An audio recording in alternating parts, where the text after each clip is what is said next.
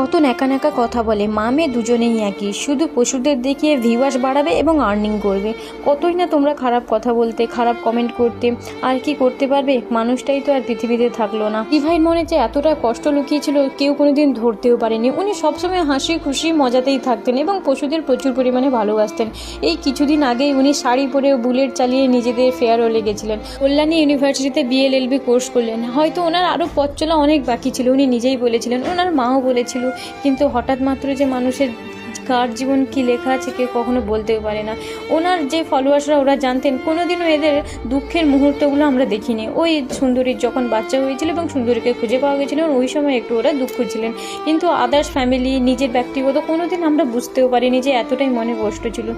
সেটাই সবচেয়ে বড় কষ্ট লাগে একজন মা বেঁচে থাকতে থাকতে যখন কোনো সন্তান মারা যায়। উনি সমস্ত দিক থেকেই পারফেক্ট ছিলেন। এখন সবারই মনে হবে, কারণ এখন উনি